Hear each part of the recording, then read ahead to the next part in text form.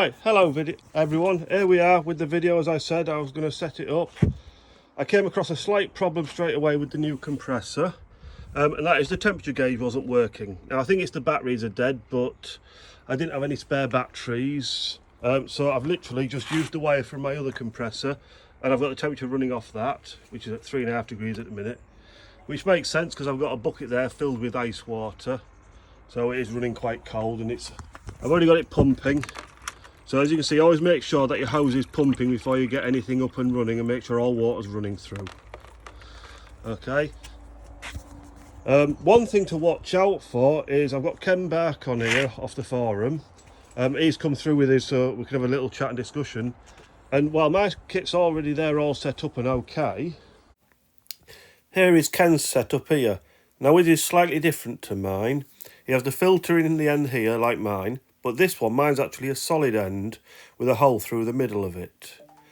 The rest of it is pretty much identical. He has the carbon filter internals like this, etc. And then he's got his main tube, which at the minute is obviously hollow. So that's it really. Apart from that, obviously he comes with the manual. A thermometer with dead battery, I'm not too worried because that's easily sortable.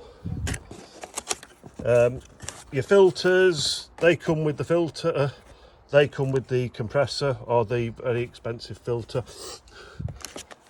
Allen key and your little stop end for doing your pressure check. Obviously that adapter I took straight off because I put my pipe straight into the cylinder. So this is all good to go now. I've got a 3-litre bottle there which is fully empty. I open the valve up, as you can see it's on 0. There's no air whatsoever in this. So what I'm going to do is I'm going to try to set up out, see how long it takes and time it. And I'll probably cut the video off while we're running it, and I'll come back as we get further on so I can update where it's at. I'm about to ask Ken what time it is right now, because obviously I'm using my phone so I can't see the time. So Ken, have you got the time? 11:32. It's 11:32, so that's my start time. And Ken's got his timer going, and I'm going to press the button in a second and we'll see how it goes. Oh yeah, please also make sure you put your oil in to just above your red line. It's a bit awkward angle there because of the angle, but you see it's all up and running. It's not going to move up any fast at all, to be fair, due to it being an empty bottle. We'll keep an eye on the temperature. Personally, I never let mine go above 50 degrees. It does say, I think it's 80 or 90 in the manual, but I like to keep below 50. So if it gets to 50, I'll be turning it off, giving it a little break to cool back down, and then carry on again. So I'll come back shortly and we'll see how we're getting on. Okay everyone, we're just over 5 minutes, and we're just going over 1000 PSI at the minute. So it's getting there. The temperature's running at 33.7, so it's holding its temperature quite nicely. And obviously this isn't a normal situation, filling up from empty. I think most of you will be filling your bottles once to get down to about 220, 240, maybe keeping them up to 300, which is the normal. But this is an extreme test really, so let's see how the new one works. Okay, we're back. We're now at 16.5 minutes. Running at 38.6 degrees, 38.7, it's hanging about level there. We're up to about 200 bar. Now one thing I didn't mention before is every now and then, just give a little loosen of this valve here, and it'll just give a little blast out like that and get rid of any bits of oil and water that are sitting in there, okay? That's just my little tip. So we're getting there, we're at 200 bar, and you've seen the time, so I'll come back in a bit with a little update, see how we're going on. Okay everyone, here we are. We're just coming up on 25 minutes. So we're just doing that a couple more seconds and I'm going to turn it off and we're going to see where we're at. So there we go, off at 25 minutes, a little bit of quietness. Temperature's sitting at 43.6. While I was there, I had run out of ice, so I went and grabbed a couple of ice packs and put them in just to help keep the temperature down. The filter's all held up, etc.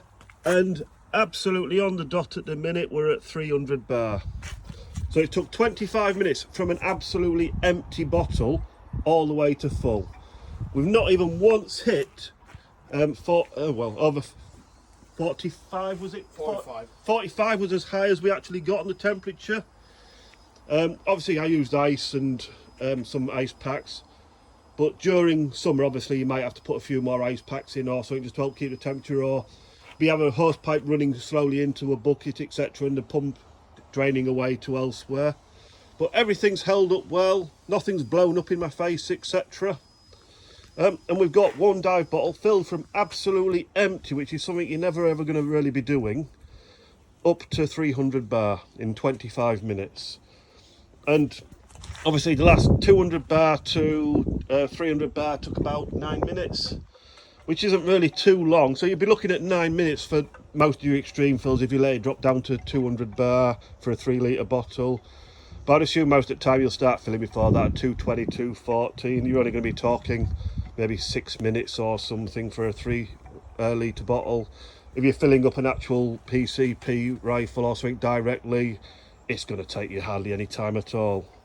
Anyway, thank you all for watching and hope this has been informative. And like I said, the only really inconvenience was the batteries in this thermometer that came with the new compressor are dead, and I have none that I could find handy. It just takes a couple of the small little batteries, and it's just a little push connector to take the actual thing out. As you see, it's got your pins for pushing in. And the batteries, if I can do it one-handed, there we go. Just like your, I believe they're the same ones, LR44s, like you have in your Combro, etc. if you've got a Combro. So not hard to get replacements, so I'll get some of them ordered. Anyway, thank you all for watching.